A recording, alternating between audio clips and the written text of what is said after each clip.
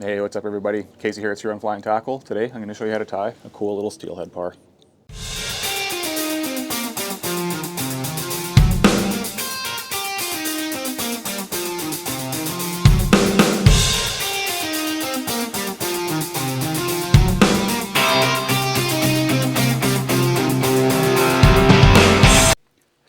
Alright, so for this steelhead parr pattern, I'm taking an Ahrex NS110 streamer hook in a size 4, and I've got that in the jaws of the Renzetti vise. And to that I have added a Wapsi cone head in a size small, color nickel or silver or whatever you want to call it. I like to fish this with a size small. I'll go up to a medium, large if I absolutely must, but I personally prefer not to go that big, but wherever the fish are living will dictate the weight of the fly. I'm going to add some lead wire onto the shank. I'm going to use a .010 on this particular tie that I'm doing with you. You can obviously adjust the size of the cone, the size of the lead to the spots that you're fishing. We're just going to add some of that to the shank of the hook. 15, 20 wraps kind of thing. This stuff's fairly fine. I also find doing this helps keep that cone head seated. So if I push that lead up there, I can cover it with thread, and it just kind of helps everything hold in place. So we're talking about thread. We're going to go UTC Ultra Thread 140 in the color white. And we're just going to tie that in behind the lead, and we're going to start covering those lead wraps with the thread as well.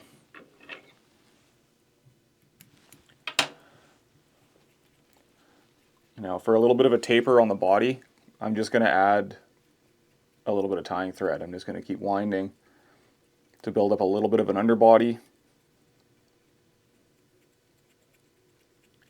I could use some uni stretch in white, or some floss or something like that, but I'm not trying to go too crazy with this, so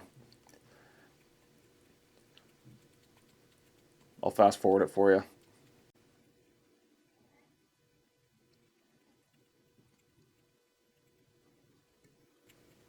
Alright, so we got a little bit of taper there with our thread. I'm going to bring it back pretty far back, about to the barb, and we're going to tie in some Lagerton mini flat braid in pearl.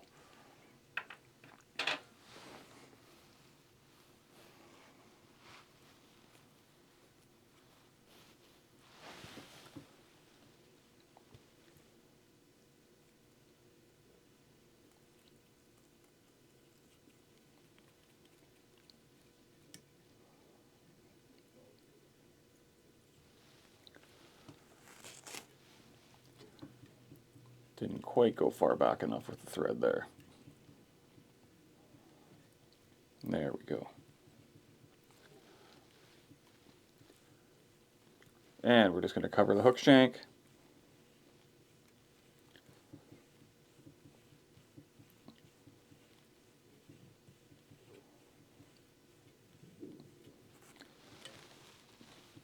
And bring that up and tie it off right behind the cone.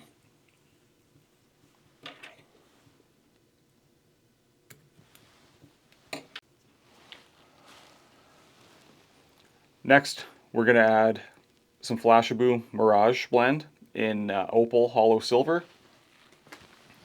I'm just going to take a clump of that and tie it in as an underwing.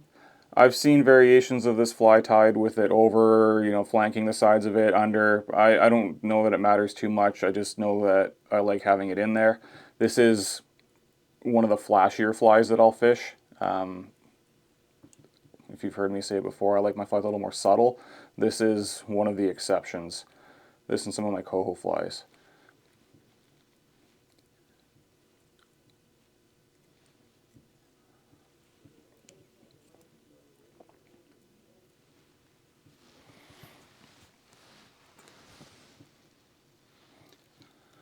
And I don't care that those are in there a little shorter. I'm going to leave it just for the extra flash. For the overwing on this, we're going to use some Official Black Barred Rabbit Zonker strips. This is going to be a natural brown. these rabbit strips with those black bars kind of give it those par mark sort of effect. And again, we're just going to tie that in. I'm going to square up that a little bit, actually. I don't like that. That's better. Clean that up a little bit.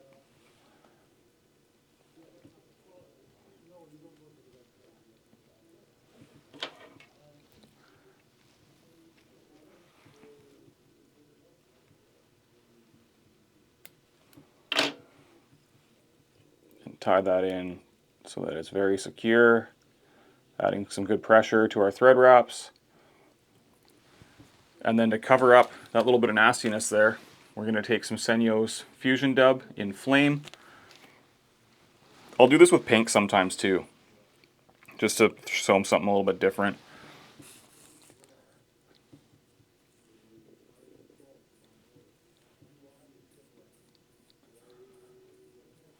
Having some pink on a steelhead fly is never a bad thing. Might not be the most natural, but whatever. As long as they eat it.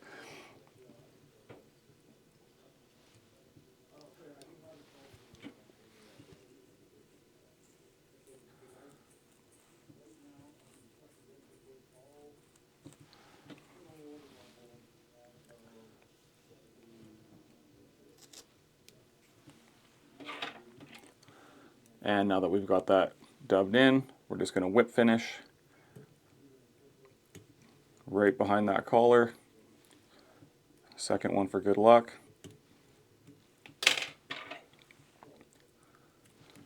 And there we have a nice little Steelhead Parr pattern. So this is a pattern that I fish as we kind of get into, we're in the springtime. These things are starting to make their way out towards the ocean. Doing their migration, and there's a bunch of other things happening too. There's chum fry in the river this time of year as well. Lots of little bait fishy sort of things swimming around, flashing around, dragonfish nuts. So these get snapped at. They get eaten by predatory species. So not just steelhead will take this. This is, like I said, a great steelhead fly for the springtime. A little bit more natural presentation.